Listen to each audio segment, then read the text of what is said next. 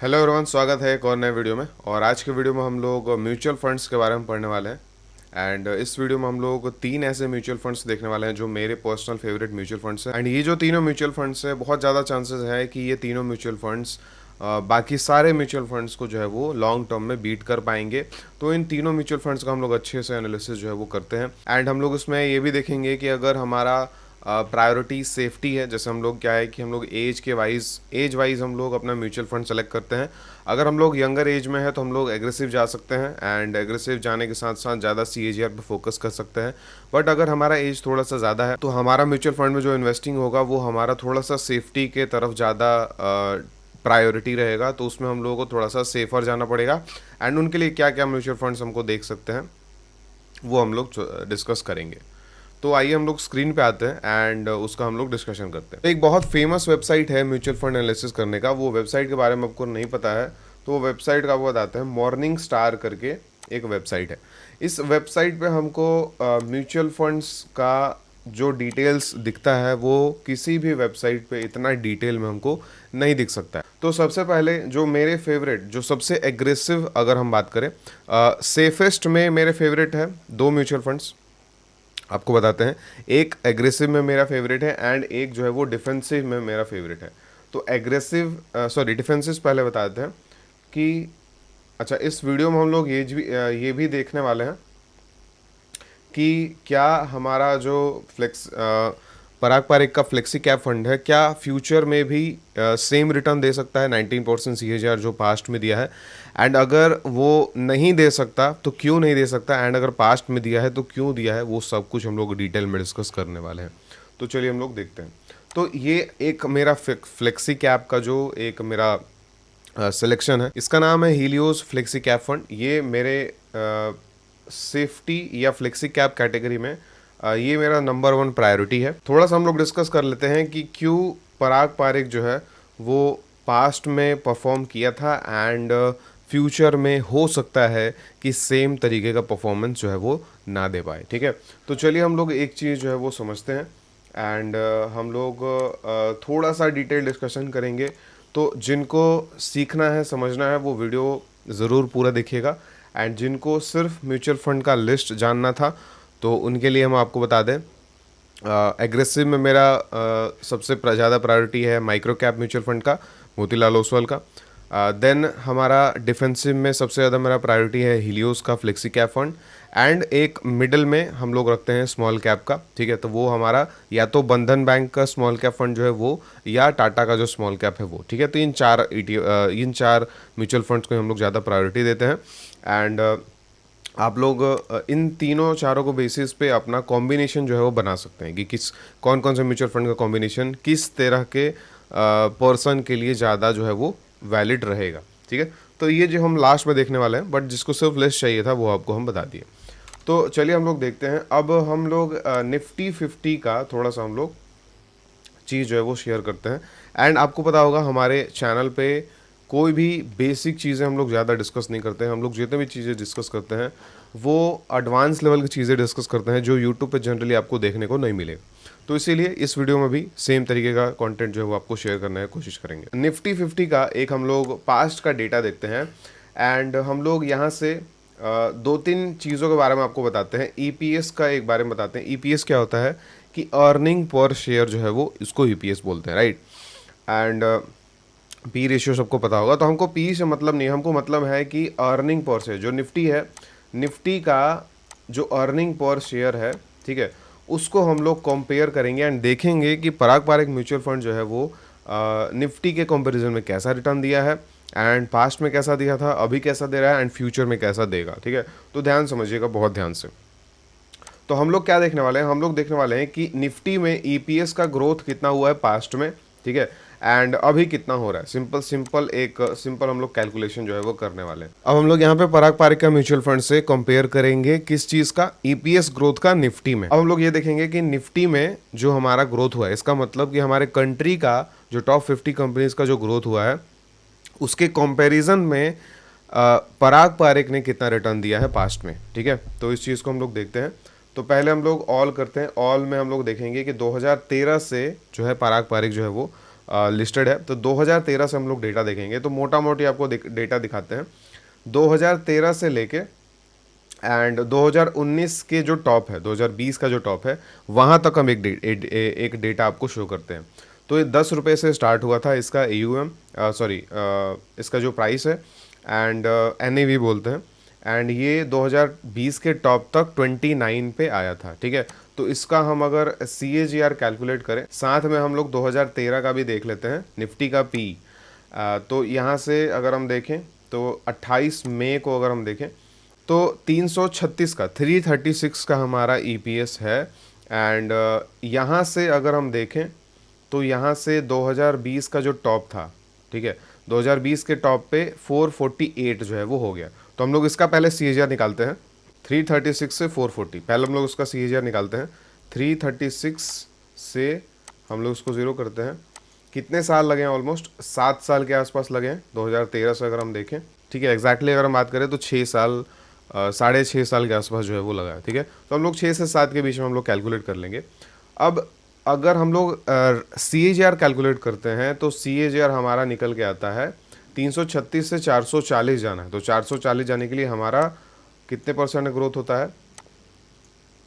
ठीक है, सिर्फ 4% का हमारा ग्रोथ जो है वो EPS में आया है, ठीक है। एंड ये 4% का ग्रोथ जो है वो बहुत कम है। मतलब 2013 से लेके 2019 तक, 2013 से पहले क्यों नहीं हम लोग देख रहे हैं, क्योंकि हम लोग पारक पारिक से कंपेयर करने वाले हैं, इसीलिए इस पीरियड में अगर हम देखें तो बहुत कम ग्रोथ आया है निफ्टी का।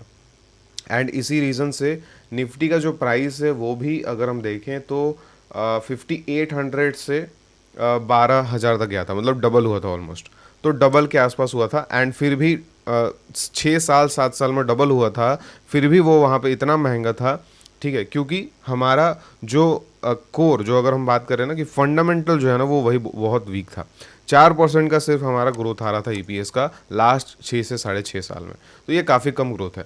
अब सेम हम लोग अगर देखें, सेम चीज़ अगर हम लोग पराग पारिक का निकालें तो पराग पारिक का 10 रुपये से 30 रुपये हुआ है सेम टाइम पीरियड में, ठीक है। यहाँ से अगर हम देखें तो सेम टाइम पीरियड में 6 से 7 साल में हमारा ऑलमोस्ट 5% का हम यहाँ पे लेके चलते हैं 7 साल के लिए। तो हाँ, 5% जो है वो सही रहेगा। तो 10 रुपये से 30 रुपये हुआ है, 29 रुपये हुआ है। तो हम लोग 10 रुपये यहाँ पे डालते हैं। एंड 29 रुपये होने के लिए कितने परसेंट का ग्रोथ किया है पराग पारिक ने? 15-16, ठीक है। तो आप सोच के देखिए कि जिस पीरियड में, बहुत ध्यान से समझिएगा, जिस पीरियड में निफ्टी ने 5% का ग्रोथ दिया है, उस पीरियड में पराग पारिक ने 16% का ग्रोथ दिया है।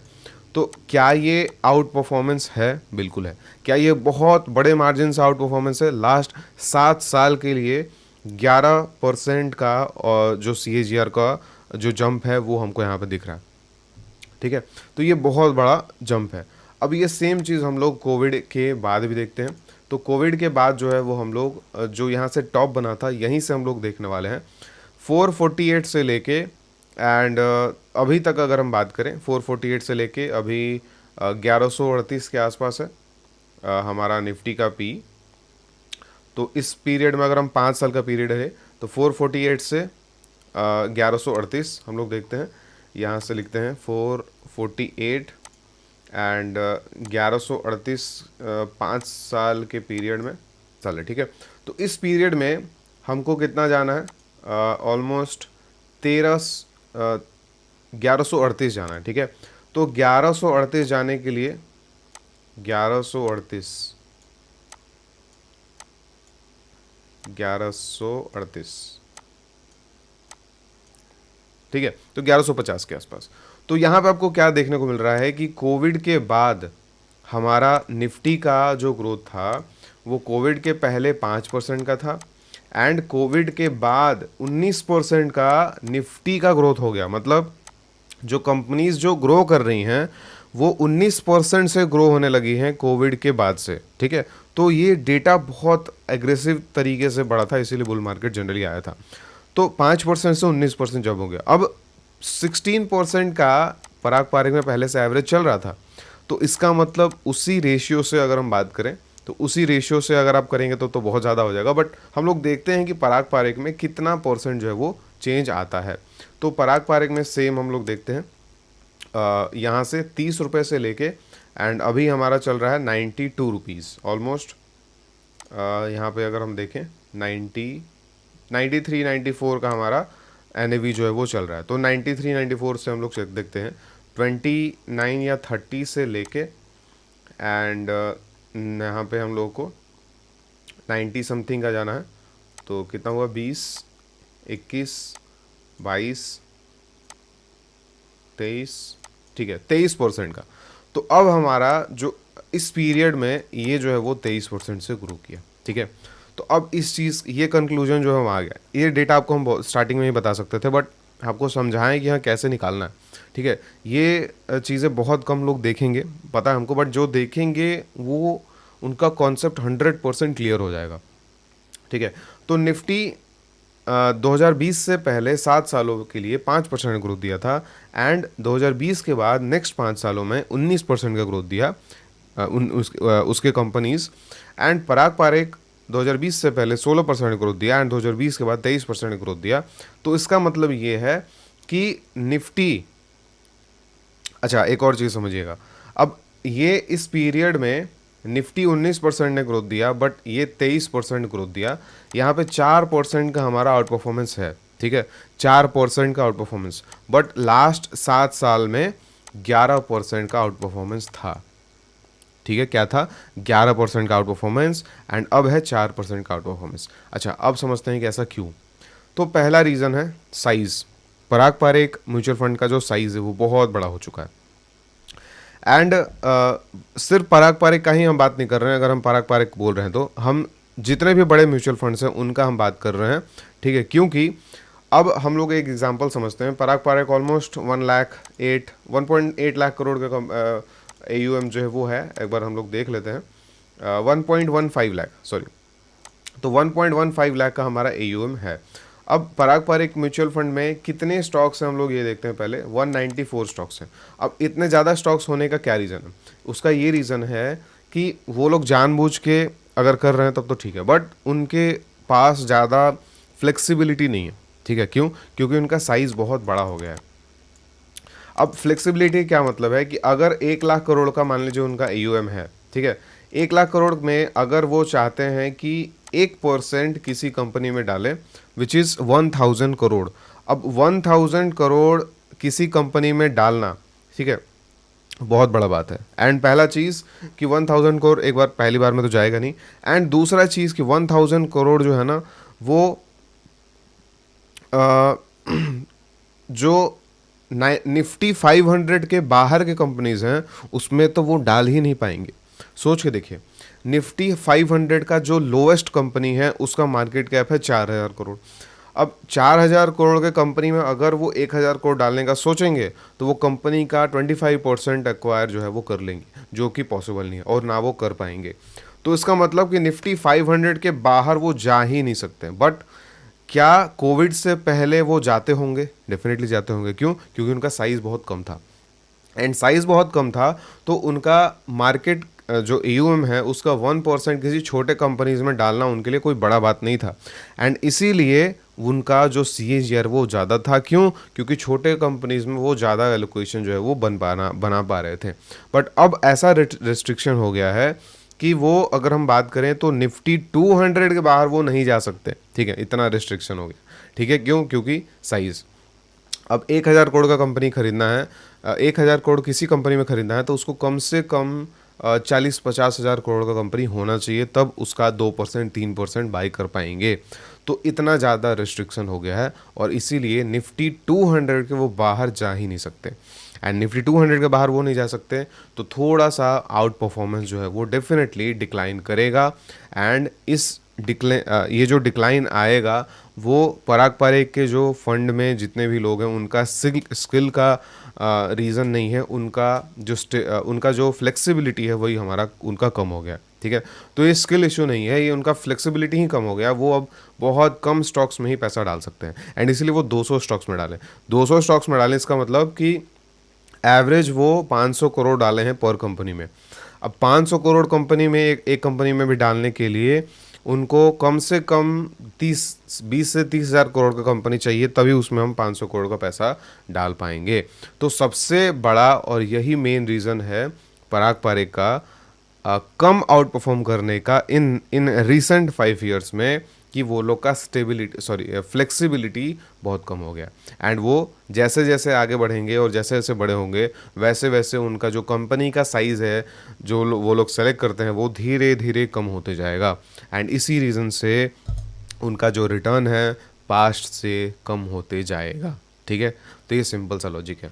तो वीडियो में ये सबसे बहुत बड़ा चीज़ हम आपको बता दिए, बहुत बड़ा पार्ट बता दिए। बट ये सिर्फ पराग पारेख के लिए वैलिड नहीं है, ये सारे म्यूचुअल फंड्स के लिए वैलिड है जो बहुत बड़े हो चुके हैं।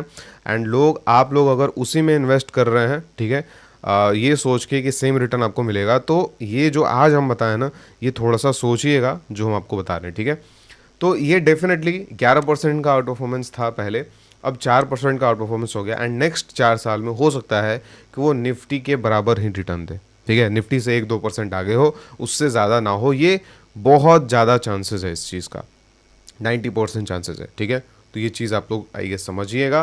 एंड अब म्यूचुअल फंड का सिलेक्शन आपके लिए थोड़ा सा चेंज हो सकता है इस चीज़ को समझने के बाद। तो इसीलिए हम लोग थोड़े ऐसे म्यूचुअल फंड्स जो नेक्स्ट पराग पारेख हो सकते हैं, जो छोटे साइज़ के हैं, उन पे हमको ज़्यादा फोकस करना चाहिए, क्योंकि वही सबसे ज़्यादा रिटर्न हमको बना के दे सकते हैं।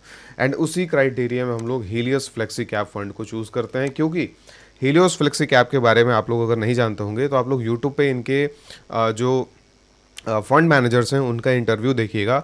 हम एक चीज़ कॉमन देखते हैं कि जो पराग पारेख में जो फंड मैनेजर्स हैं एंड जो गोल है उनका, ठीक है, जितने भी हम वीडियोस देखें उसके हिसाब से जो लगा हमको कि पराग पारेख में लोगों का जितना बड़ा गोल है एंड जितना बड़ा एम्बिशन है, वो सेम एम्बिशन एंड सेम गोल हमको हीलियोस में भी दिखता है, हीलियोस के फंड मैनेजर्स में दिखता है। एंड सेम लेवल का मैच्योरिटी दिखता है। फंड साइज 25 से 30 गुना ज़्यादा कम है हीलियोस का, बहुत छोटा है, 3,000 करोड़ का समथिंग का है। ठीक है, बट इनके फंड मैनेजर्स का जो मैच्योरिटी लेवल है वो ऑलमोस्ट, अगर हम बात करें, या एग्जैक्ट सिमिलर है पराग पारेख के फंड मैनेजर्स से। ठीक है, तो ऐसे चूज़ किया जाता है म्यूचुअल फंड्स, ना कि पास्ट के रिटर्न पे। तो फॉर्मूला क्या है? छोटे म्यूचुअल फंड्स थोड़ा सा देखिए। छोटे म्यूचुअल फंड्स में जिनके फंड मैनेजर्स का ट्रैक रिकॉर्ड बहुत अच्छा हो, जिनका एम्बिशन बहुत अच्छा हो, ठीक है, एंड जिनका स्किल बहुत अच्छा हो, उसको हम लोग ज़्यादा प्रेफर करेंगे। एंड देन हम लोग पास्ट का रिटर्न देखेंगे। ठीक है, सिंपल सा बात है। एंड देन इसमें हम लोग वैल्यूएशन एंड ऑल भी देखेंगे, वो सारी चीज़ें हैं। तो अगर हम हीलियोस का बात करें तो ये बहुत नया है, 2023 में ही आया है। एंड 2023 से अगर हम बात करें तो मैनेजमेंट का यहाँ पे अब आपको डिटेल मिल जाएगा। ठीक है, कौन मैनेजमेंट रहा है। ठीक है, एंड स्टार्टिंग से ही आलोक बहल जी मैनेजमेंट में है। एंड जिस म्यूचुअल फंड में ये मैनेजमेंट्स चेंज हो रहे हैं उनमें हमको थोड़ा सा उसको अवॉइड करना चाहिए, क्योंकि किसी भी मैनेजमेंट को मार्केट को आउट परफॉर्म करना है तो उनको पहले स्टेबल रहना पड़ता है एंड कुछ सालों के लिए काम करना पड़ता है। बट अगर लगातार चेंज हो रहा है तो वो एक नेगेटिव साइन है किसी भी म्यूचुअल फंड के लिए। तो आप लोग कोई भी म्यूचुअल फंड सेलेक्ट कर रहे हैं तो यहाँ पे मैनेजमेंट जो है वो जिसका स्टेबल है ज़्यादा, वो बहुत ज़्यादा अच्छा परफॉर्म कर सकता है फ्यूचर में, एज़ कम्पेयर टू ऐसा म्यूचुअल फंड जिसमें मैनेजमेंट बहुत ज़्यादा चेंज हो रहे हैं। राइट, तो अब हम लोग आगे बढ़ते हैं। इक्विटी होल्डिंग 63 स्टॉक्स हैं एंड ये सारे स्टॉक्स हैं। ठीक है, हम लोग देख सकते हैं HDFC है, ICICI एंड ऑल है। ठीक है, तो इनके स्टॉक सिलेक्शन एंड ऑल पे वो कुछ बोलने का वो लॉजिक नहीं है, क्योंकि ऑब्वियसली बहुत स्किल्ड लोग हैं। एंड सेकेंड वेबसाइट है I&D मनी। I&D मनी में भी जो भी हम लोगों को डिटेल्स मिलता है म्यूचुअल फंड्स का, वो एक टॉप लेवल का इंफॉर्मेशन हमको इस पे दिखता है। तो ये भी काफ़ी अच्छा वेबसाइट है, इस पे आप लोग चेक कर सकते हैं। तो हीलियोस फ्लेक्सी कैप का हमारा यहाँ पे परफॉर्मेंस दिखा रहा है कि निफ्टी 500 को बीट कर रहा है यानी, एंड ये डेफिनेटली निफ्टी 500 को 20% से बीट किया है।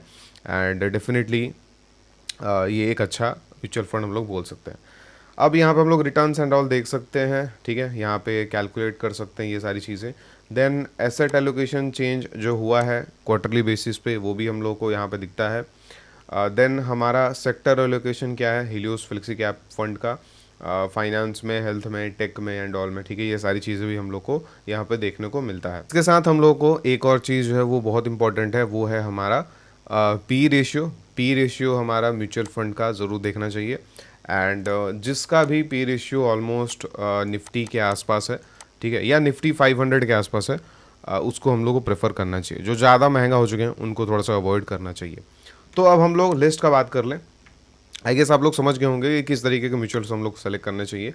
इसी तरीके से हम लोग दो एक और म्यूचुअल फंड है, जैसे मोतीलाल ओसवाल का माइक्रो कैप म्यूचुअल फंड है, जो मेरा फेवरेट है। इसमें हम बहुत महीनों से एसआईपी जो है वो कर रहे हैं। मोतीलाल ओसवाल का निफ्टी का माइक्रो कैप 250 इंडेक्स, एंड ये डेफिनेटली इसमें कोई दो राय नहीं है कि ये निफ्टी को बीट करेगा। ये निफ्टी को ऑलमोस्ट 2 या 3 गुना ज़्यादा रिटर्न से बीट करेगा। एंड मेरा एक पर्सपेक्टिव है कि अगर हम लोग स्टॉक मार्केट का सबसे सेफेस्ट इंस्ट्रूमेंट में इन्वेस्ट कर रहे हैं विच इज़ म्यूचुअल फंड, तो उसमें भी हमको सेफ्टी जो है वो ज़्यादा नहीं खोजना चाहिए। इक्विटी में सबसे सेफेस्ट क्या है? Mutual fund. म्यूचुअल फंड में भी अब से सबसे सेफेस्ट जाने की क्या ज़रूरत है? कोई लॉजिक नहीं है। ये पहले से ही जब सेफ है, तो इसमें जो सबसे ज़्यादा रिस्की है, जो सबसे ज़्यादा जो रिटर्न दे सकता है, उसमें हमको जाना चाहिए अगर हमको ज़्यादा रिटर्न बनाना है तो, राइट। तो इसीलिए ये मेरा चूज़ करने का ये सिंपल सा लॉजिक है। 2-3 साल परफॉर्म ना करे कोई मतलब नहीं है, बट ये जब परफॉर्म करेगा तो निफ्टी को 2 या 3 गुना ज़्यादा मार्जिन से बीट करेगा, ठीक है। एंड इनके स्टॉक्स हम लोग ट्रैक करते नहीं है माइक्रो कैप्स के, इसीलिए डेफिनेटली इसमें म्यूचुअल फंड में डालना वर्थ इट जो है वो है, बिल्कुल, ठीक है। अब इसमें एसेट एलोकेशन एंड और सारी चीज़ें हम लोग यहाँ पे देख सकते हैं। इसका अच्छा, इस फील्ड का ये सबसे पहला म्यूचुअल फंड है। इसके अलावा माइक्रो कैप में और कोई म्यूचुअल फंड नहीं है। फ्यूचर में डेफिनेटली आ सकता है, बट अभी तक एक ही है। एंड AUM बहुत छोटा है इसका, 2500 करोड़ का है, बट अगले 20 साल तक के लिए मेरे हिसाब से नेक्स्ट 20 साल में ये 1 लाख करोड़ जाने में आराम से जा सकता है। एंड 1 लाख करोड़ जाता है नेक्स्ट 20 साल में, तो हमारा पैसा ऑलमोस्ट 20 गुना होगा एंड उसके हिसाब से हम लोग CAGR जो है वो निकाल सकते हैं, राइट। तो ये सिंपल सा बात है। तीसरा हमारा म्यूचुअल फंड है कोई भी स्मॉल कैप का, ठीक है। बंधन बैंक का म्यूचुअल फंड, बंधन बैंक का हमारा स्मॉल कैप म्यूचुअल फंड, या टाटा का हमारा स्मॉल कैप म्यूचुअल फंड। तो दोनों में से कोई भी हम लोग जो है वो ले सकते हैं, डिसाइड कर सकते हैं, राइट, ठीक है।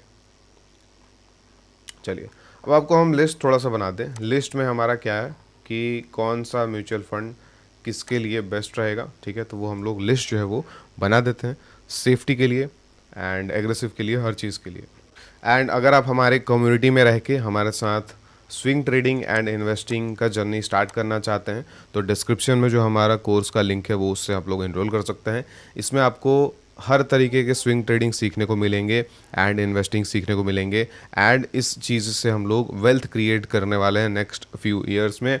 एंड इसमें हम लोग बहुत सारी चीज़ें सीखते हैं, जैसे वैल्यू इन्वेस्टिंग पढ़ते हैं, ETF का ट्रेडिंग पढ़ते हैं जो हमारा फेवरेट है। पास्ट के वीडियोज़ अगर आप हमारे नहीं देखे हैं तो डेफिनेटली देखिएगा। देन इसके साथ हम लोग ETF का इन्वेस्टिंग भी सीखते हैं। देन हम लोग मल्टी बैगर्स पकड़ना सीखते हैं, सेक्टर रोटेशन सीखते हैं एंड वैल्यू इन्वेस्टिंग आपको बताई दी है। तो टोटल हम लोग 4 से 5 टॉपिक्स पढ़ते हैं एंड बहुत डिटेल में पढ़ते हैं। एंड इक्विटी में यही 4-5 चीज़ें सबसे ज़्यादा सक्सेसफुल हैं एंड ये सारी चीज़ें हम लोग पढ़ते हैं। अब इस कोर्स के बाद आपको इक्विटी से रिलेटेड, स्विंग ट्रेडिंग से related and long term investing से रिलेटेड, इसके अलावा जो भी आप इसमें पढ़ेंगे, इसके अलावा आपको कोई और चीज़ें सीखने का ज़रूरत नहीं पड़ेगा। ये लाइफ टाइम के लिए आपका एक फुल फ्लेज्ड एक कोर्स जो है वो हो जाएगा, ठीक है, जो आपको लाइफ टाइम यूज़फुल रहेगा। एंड इसमें जो भी आप सीखेंगे वो लाइफ टाइम आप लोग कर सकते हैं एंड वेल्थ जो है वो क्रिएट तो होगा ही। सेकंड, ये जो कूपन है हमारा जॉय, ये कल तक वैलिड रहेगा, 2 अक्टूबर तक, दशहरा तक, ठीक है। 2 अक्टूबर के बाद ये इनवैलिड हो जाएगा। तो आप लोग अगर इंटरेस्टेड हैं वेल्थ क्रिएट करने में, इक्विटी से, म्यूचुअल फंड से, स्विंग ट्रेडिंग से, ठीक है, ATS स्विंग ट्रेडिंग से, तो डेफिनेटली आप लोग इनरोल कर सकते हैं। इसका थीम ये है कि आपको इनरोल करने के बाद वीडियोस मिलेंगे, सारे वीडियोस को गो थ्रू करना, अच्छे से समझना है। देन हम लोग time to time doubt classes करते हैं, लाइव क्लासेस करते हैं, जिसमें हम लोग अगर कोई न्यू कॉन्सेप्ट है, न्यू अपॉर्चुनिटी है, तो वो डिस्कस करते हैं। एंड और साथ में अगर आपका डाउट है कुछ, तो वो हम लोग क्लियर करते हैं। साथ में हमारा व्हाट्सएप कम्युनिटी है, जिसमें बहुत सारे लोग हैं, लास्ट 2-2.5 साल से हमारे कम्युनिटी में लोग हैं जो इस चीज़ को कर रहे हैं एंड सक्सेसफुली कर रहे हैं, तो उनके साथ भी आपको इंटरेक्ट करने का मौका मिलेगा।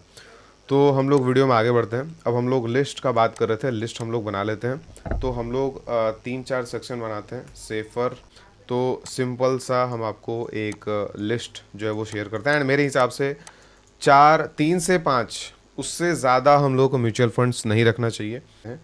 हीलियोस, फ्लेक्सी कैप, देन हमारा हो गया डेफिनेटली आपको एक हमारा जैसे ईटीएफ का भी हम लोग एसआईपी स्टार्ट किए थे लास्ट में, तो वहाँ पर भी हम आपको बताएं, तो ईटीएफ में भी आपको थोड़ा बहुत करना चाहिए, क्योंकि आप सेफ्टी ज़्यादा प्रेफर कर रहे हैं। तो आपको आपके लिए जूनियर बीज अगर हमारा सेफर ऑप्शन है, तो जूनियर बीज के ईटीएफ में हमको एसआईपी जो है वो करना चाहिए हीलियोस के साथ। देन इसके अलावा और कोई सेफर ऑप्शन है? जैसे अब सेफर के लिए ना निफ्टी हम थोड़ा सा अवॉइड करते हैं, क्योंकि निफ्टी सेफ के नाम पे बहुत कम जो है वो रिटर्न देता है। तो जूनियर वीज निफ्टी की जगह पे बहुत अच्छा है। लार्ज कैप म्यूचुअल फंड्स में हमको इन्वेस्ट नहीं करना है, हमेशा फ्लेक्सी कैप में ही करना है, क्योंकि डेफिनेटली ये सेफ़र होते हैं। एंड पराग पारेख में हम लोग अभी भी कर सकते हैं इन्वेस्ट, कोई प्रॉब्लम नहीं है। पारेख में हम लोग अभी भी इन्वेस्ट कर सकते हैं। तो ये 3 हो गया।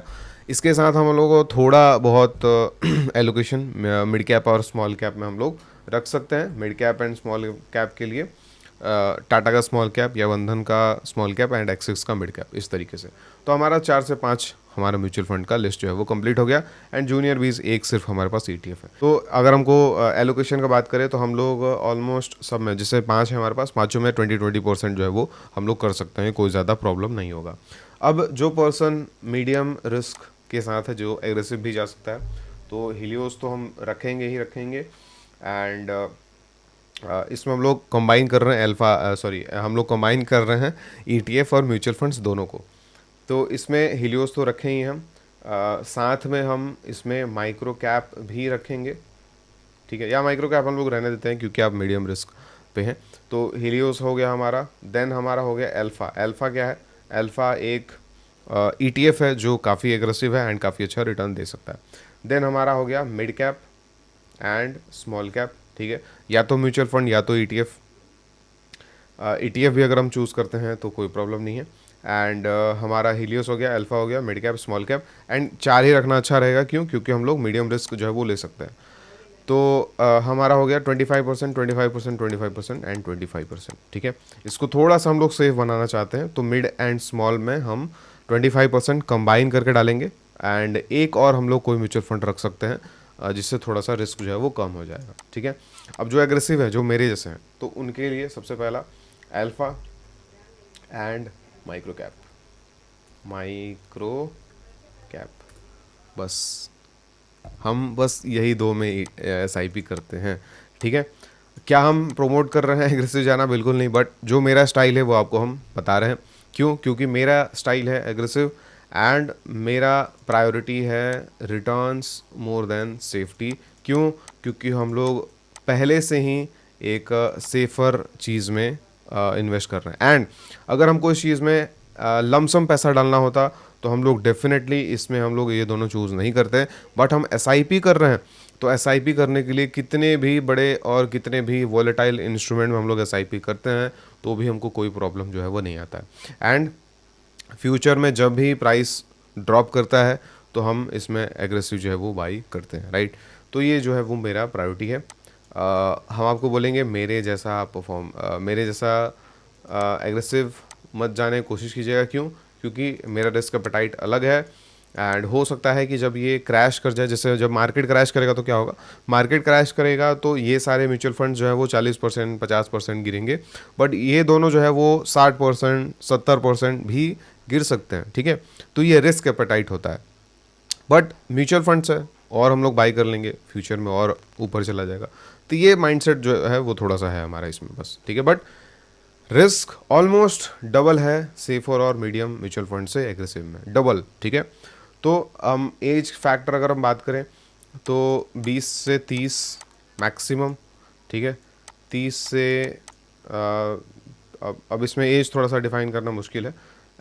अब इस फील्ड में ना कोई भी इन्वेस्ट कर सकता है, अब अबव 30 कोई भी कर सकता है, बट ये 20-30 जो है वो बेटर है, ठीक है। चलिए, तो ये हमारा कंप्लीट ये वीडियो है जिसमें हम लोग सारे म्यूचुअल फंड्स का डिस्कस कर लिए, best mutual funds for next 10 years and मेरे फेवरेट जो हैं।